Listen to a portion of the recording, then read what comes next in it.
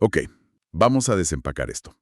Imagínense a un estudiante universitario súper brillante, que de repente se da cuenta de que no puede concentrarse más de 10 minutos seguidos en su plataforma virtual de aprendizaje. Y claro, la culpa siempre recae en los sospechosos habituales, ¿no? Totalmente. Se asume que es un déficit de atención, que no durmió bien o simplemente que la materia es aburridísima. Ajá. Pero a ver, ¿y si el verdadero culpable es, literalmente, la longitud de onda de luz que ese monitor le está disparando a las pupilas? Es una locura pensarlo así, pero es real. O sea, generalmente evaluamos la infraestructura digital desde un ángulo puramente, digamos, de ingeniería. Si el Internet no se cae y el botón de enviar tarea funciona, pues decimos que es un éxito. Lo cual es un error de miopía tecnológica monumental. O sea, reducimos toda la experiencia educativa a una simple lista de verificación de software. Sí, como si fuera solo código. Exacto. Y estamos ignorando por completo que del otro lado de la pantalla hay un sistema biológico súper complejo intentando decodificar esa información. Y es precisamente esa interacción biológica la que nos trae a la exploración de hoy.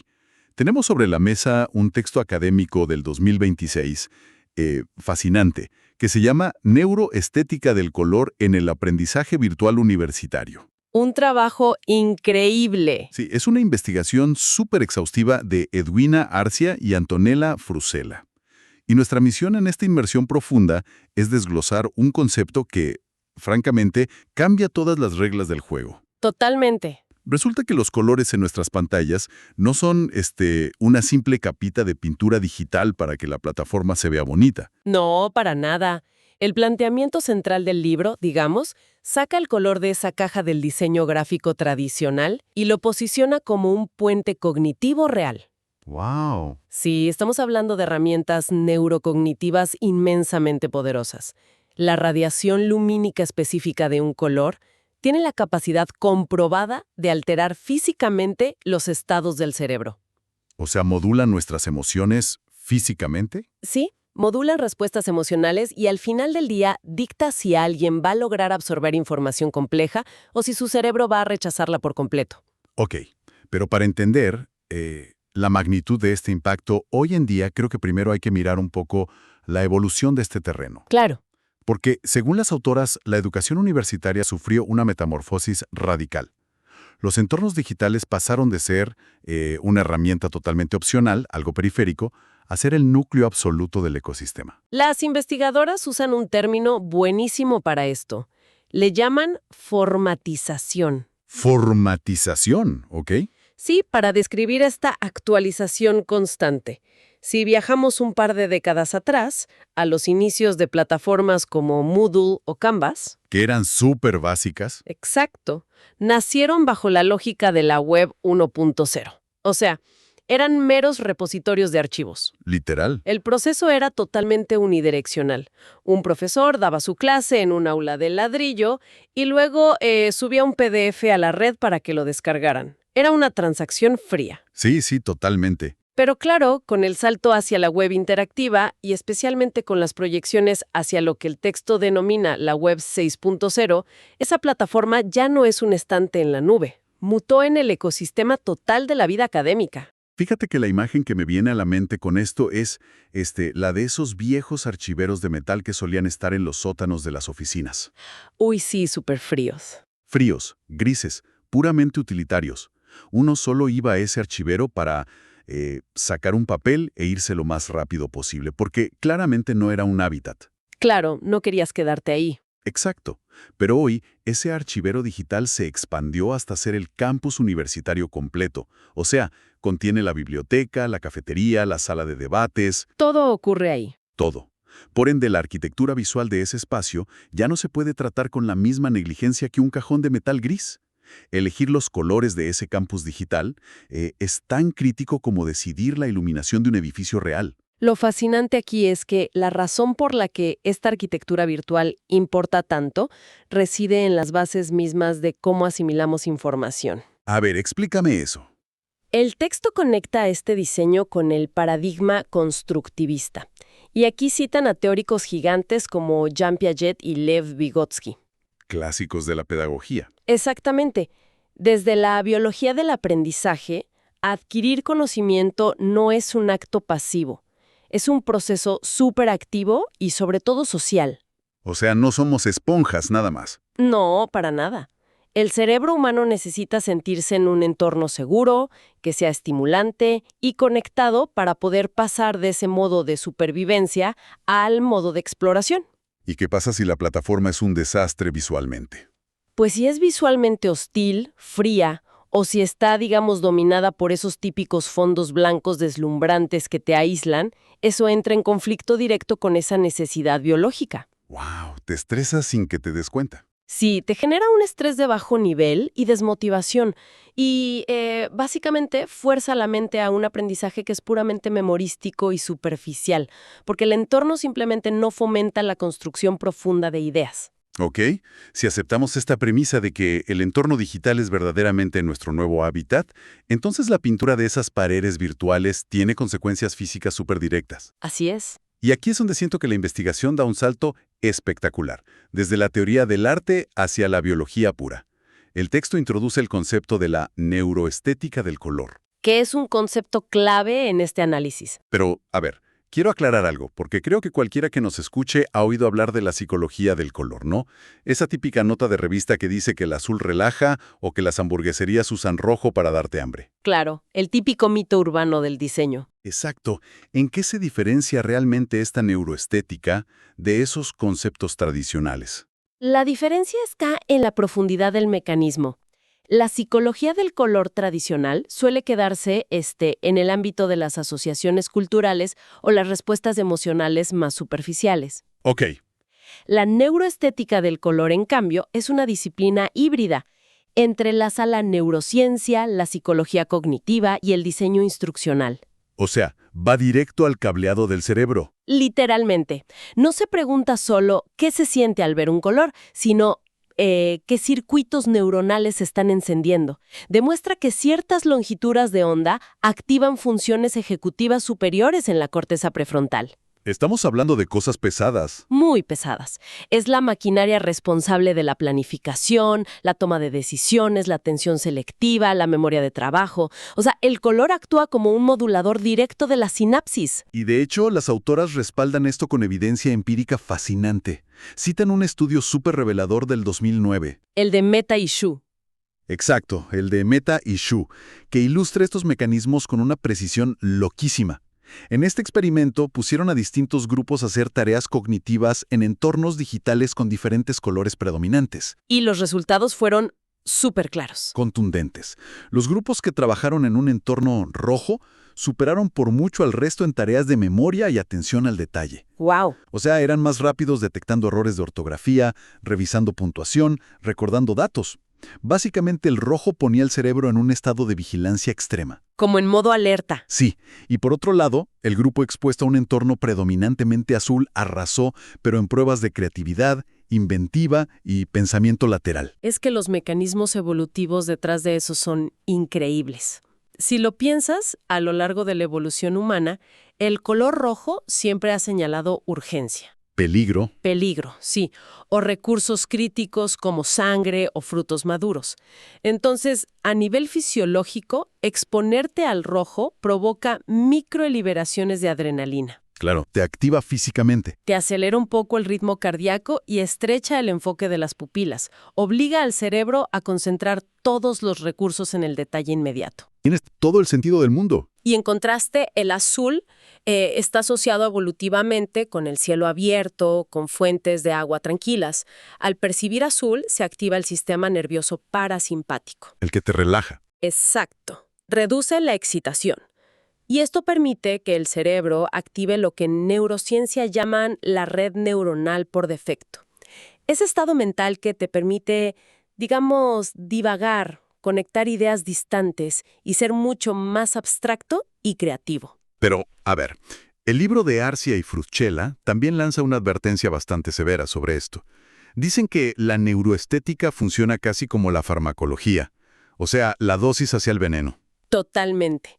No puedes simplemente bañar la pantalla de colores y esperar que funcione. Claro, hablan mucho de los peligros del exceso. Por ejemplo, el amarillo está neurológicamente asociado a estimular la inteligencia, la alegría, ¿no? Ajá. El optimismo. Sí, pero si un diseñador inunda una plataforma educativa con fondos amarillos creyendo que va a motivar a los estudiantes, el resultado físico es desastroso. Es un ataque a los ojos. Literal. El exceso de luz amarilla sobreestimula el nervio óptico y eso se traduce rapidísimo en fatiga visual severa y picos de ansiedad. Y lo mismo pasa con el azul. O sea, en la dosis correcta da serenidad, pero si abusas de un azul puramente frío en un entorno virtual, induces una desconexión sensorial. Te apagas. ¿Sí? Y puede derivar en sensaciones de pesadumbre o hasta estados depresivos. Ahora, voy a ser de abogado del diablo un segundo. Me cuesta un poco comprar la idea de que exista un, digamos, interruptor cromático que mágicamente nos haga más inteligentes o productivos. Es válido, suena a magia. Sí, o sea, suena un poco a esas modas de los años 90 donde te decían, pinta tu cuarto de verde oscuro para probar el examen de matemáticas. Sí, la cromoterapia simplista. Exacto, porque si esto fuera una matemática perfecta, las grandes empresas tecnológicas ya habrían hackeado la productividad humana ajustando un par de píxeles rojos y azules en la proporción exacta. Claro. Entonces, ¿dónde está el límite de esta teoría? Porque yo asumo que no todos los cerebros reaccionan igual. Y es un escepticismo súper necesario. De hecho, el propio texto desmonta esta idea de una fórmula mágica universal. Ok, menos mal. Sí, se apoyan en las investigaciones de Engelbreth del 2003 y las autoras subrayan que la percepción del color tiene una base biológica innegable, sí, pero está profundamente atravesada por variables culturales y subjetivas. O sea, el contexto importa. Importa muchísimo.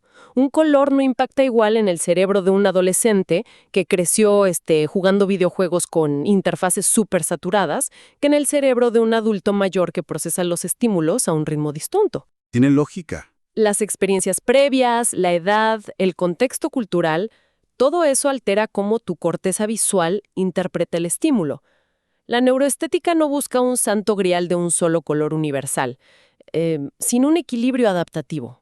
Pero, ok, si aceptamos que esto es tan subjetivo, que la edad y la cultura alteran la percepción, entonces, diseñar un aula virtual para miles de alumnos es básicamente caminar por un campo minado. Es un reto gigante. ¿Cómo sobrevive el diseño a esa diversidad? Y ahí es donde entra una de las partes que me pareció más sólida de todo el libro.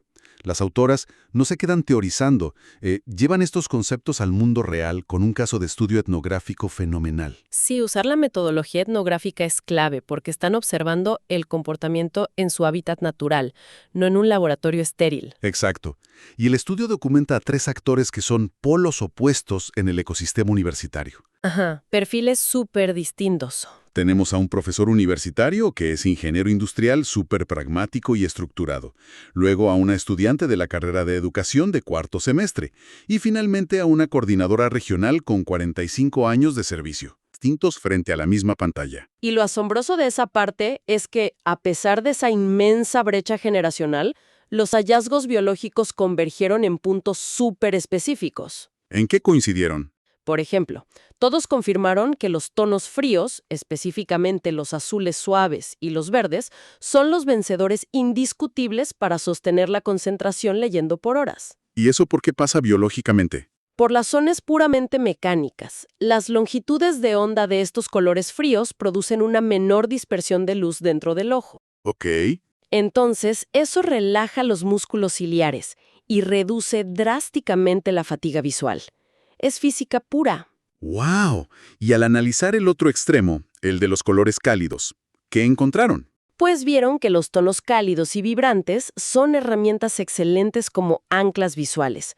O sea, captan la atención de inmediato, perfectos para una alerta rápida. Como un cartel de pare. Exacto. Pero si la interfaz abusa de estos tonos cálidos en áreas muy extensas, hay un rechazo físico. La alta energía lumínica fuerza la vista y genera mucha incomodidad. Te cansa, físicamente. Y lo más grave es que ese estrés ocular altera cómo percibes la dificultad. El estudiante empieza a sentir que el texto es súper difícil de entender, cuando en realidad es la interfaz la que le está causando ese agotamiento constante. Y esa incomodidad constante nos lleva al dato que, para mí, es el más revelador de toda la exploración de hoy. El color determina, de manera literal y medible, el tiempo de permanencia. Sí, la cantidad de minutos que aguantas ahí. Exacto.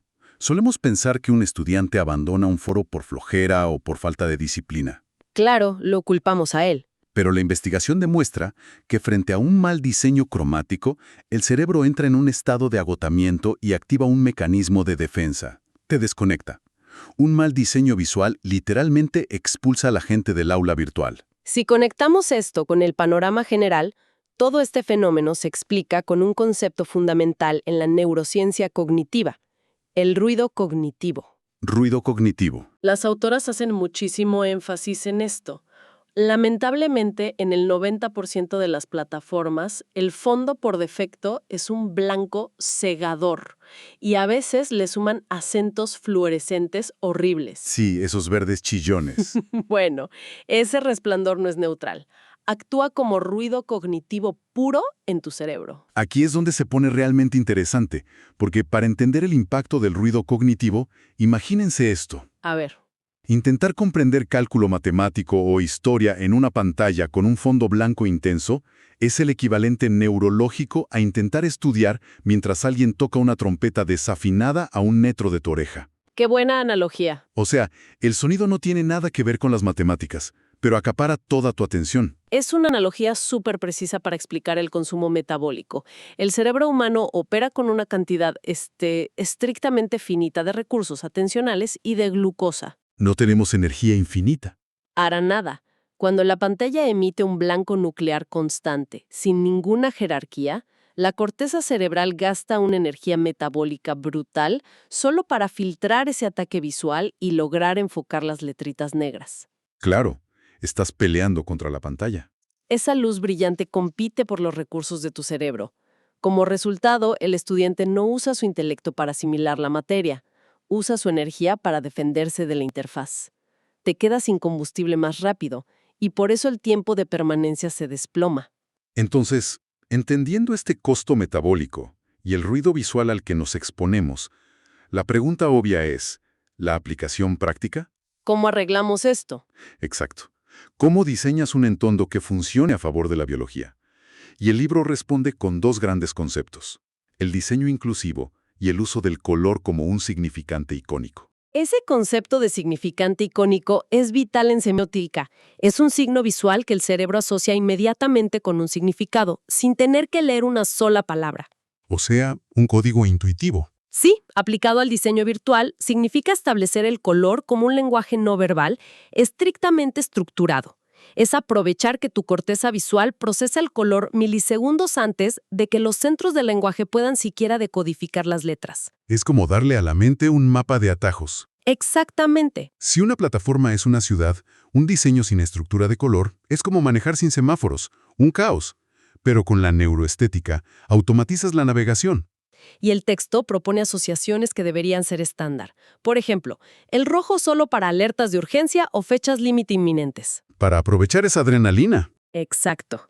Y usar el verde rigurosamente para refuerzo positivo, que te indique que enviaste bien la tarea o que aprobaste el módulo. Y el amarillo, me imagino, con pinzas. Con muchísima precaución, casi como usar un resaltador en un libro de papel, solo para iluminar ideas cruciales que deben ir a la memoria a largo plazo. Claro. Y para los textos largos. Para las áreas de lectura pesada, el fondo debe transicionar hacia azules suaves o tonos pasteles fríos. Eso minimiza el esfuerzo ocular y promueve esa reflexión profunda que mencionábamos. O sea que cuando el cerebro aprende este lenguaje de colores, ya no gasta energía descifrando qué botón apretar. Tal cual. Instintivamente sabes que el verde es seguro y el rojo requiere acción.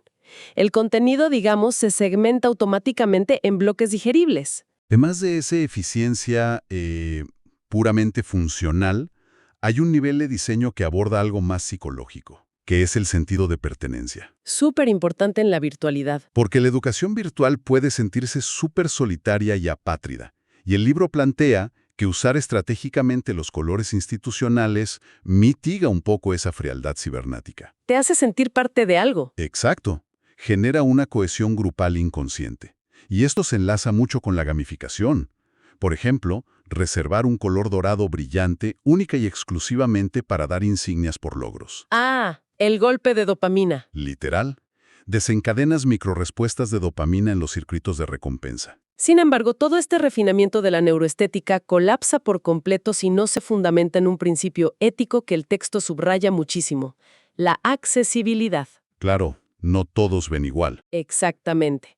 Cuando creas estos mapas de atajos cognitivos, es imperativo diseñar con niveles lógicos de alto contraste. Hay que asegurar que personas con variaciones visuales, como el daltonismo, puedan navegar sin impedimentos.